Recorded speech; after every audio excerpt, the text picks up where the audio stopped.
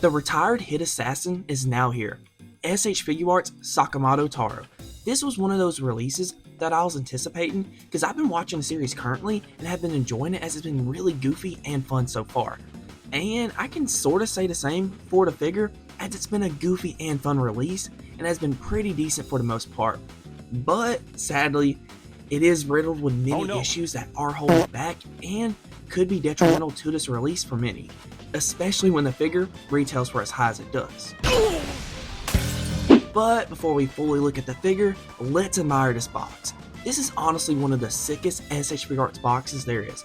Like, the first thing that gets my attention is the bullet holes on the box. That shit's cool as fuck. Then, the coloring on the box matches the vibes of the show, and we can see the figure in the box pretty well. And beside it, we can see the figure's name in the show's title font. Looks good, but what ain't good is this made in Vietnam print here. Soon as I seen this, I instantly lowered my expectations for the figure, but we will see how it is. Then here's the top of the box and here's each side of it. Low-key funny though, how on this side they got bro in the very bottom hitting that Riz face. Then here's the bottom of the box and here's the back of it. It shows off the figure really well and gets you ready for this release. So overall the box is really clean and I can tell that it was made with love and passion.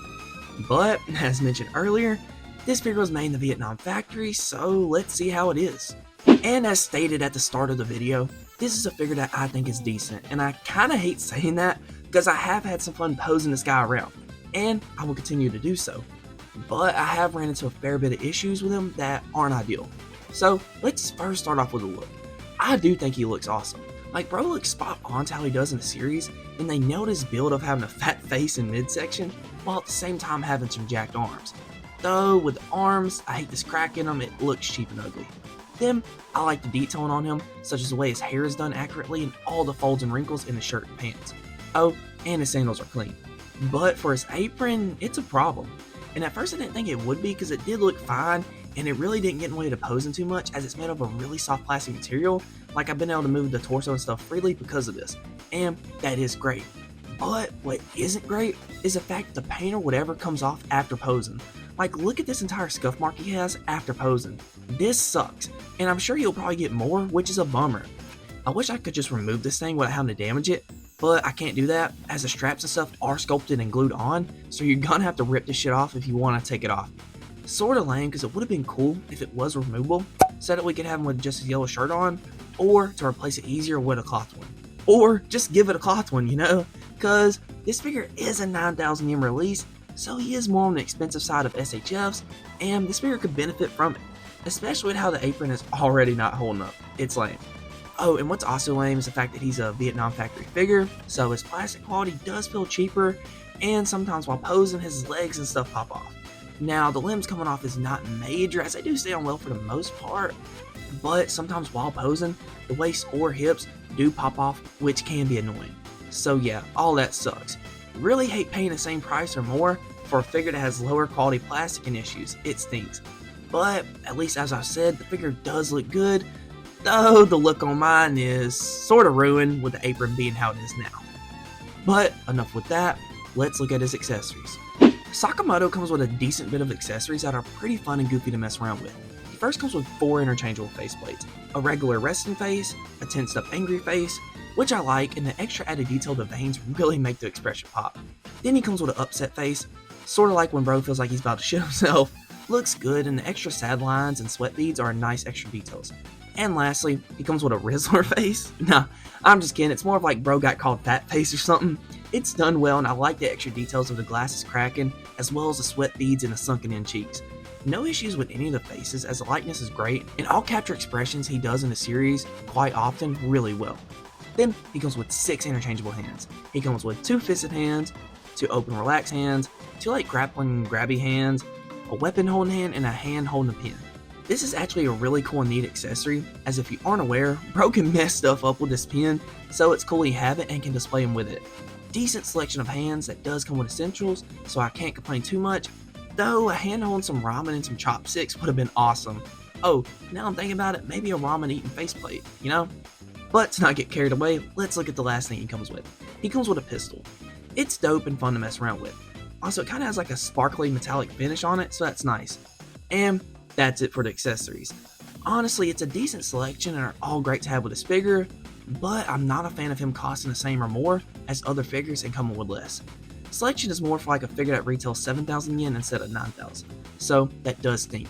But at least he ain't necessarily lacking, and the selection is cool.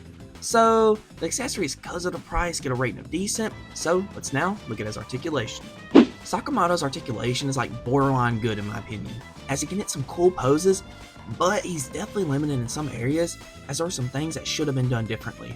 First, looking at the head range, it can look a good bit upwards, which is fine, and you can push it up to look higher, but there will be some neck gappage when you do so.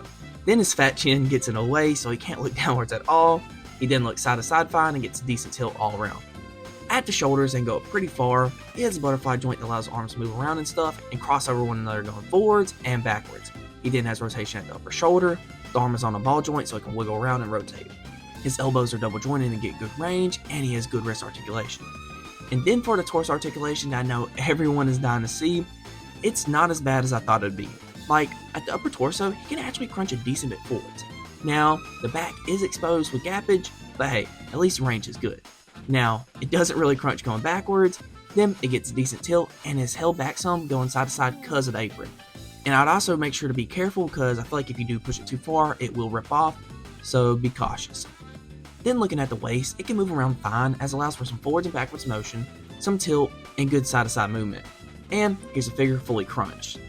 Also, with the waist joint, be careful because if you do push it too far, it can pop out fairly easily at times, which does stink. And part of me really thinks this could have been avoided if the crotch area was a soft plastic material, because it having a hard plastic one does hinder the figure's articulation some. Like, with the legs, the range isn't terrible as he can kick a good bit waist forwards, go a decent bit backwards, and have some good outwards movement. But if the crotch piece was softer, man, he'd be able to hit some insane poses. And I'm still not sure why they don't give every release a softer plastic crotch piece. They sort of pick and choose with it. Just give them all, it's great. Oh, and with the legs, as mentioned earlier, be cautious because at times the legs can pop off.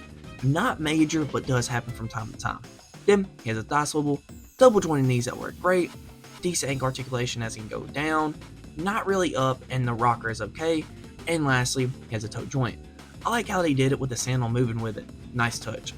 So overall, I think this guy's articulation is like borderline good for what and who he is, though there are some improvements that could be made since he does have his limitations and issues.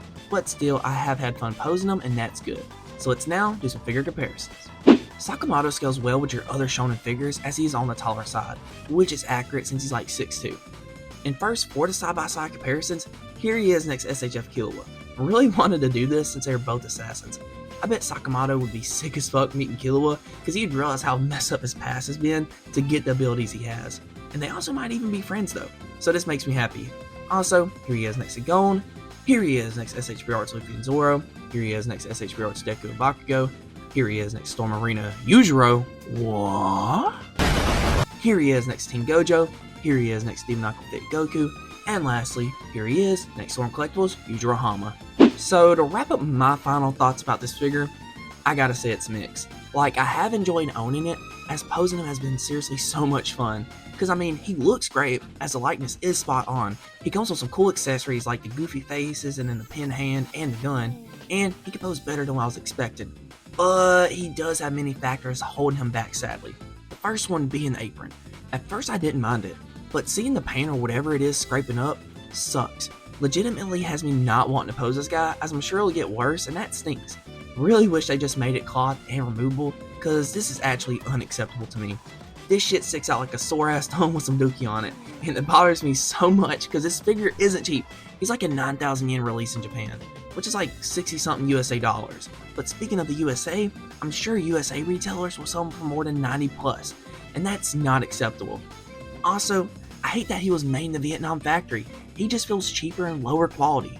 Now, it's not like a major difference, but I can definitely notice it, especially after handling the figure made in the China factory, so that sucks as well. And y'all, I really hate to come off negative with this figure. I had this one I've really enjoyed playing around with, and I'm sure others will as well. Talking about you, Ducky, but damn, I do have my criticism sadly. But if you do want this guy still, Hobby Geek, you should still have some, and I'll link it down below. And that's it for this one, guys. I really appreciate y'all watching, and I'd like to know y'all's experience, if y'all have any, with the Vietnam factory SHFs. Do you notice a difference? Thanks again for watching, and I appreciate the support you guys continue to show. I'll see all y'all in the next one. Peace. Stupid ass fucking get out of the way.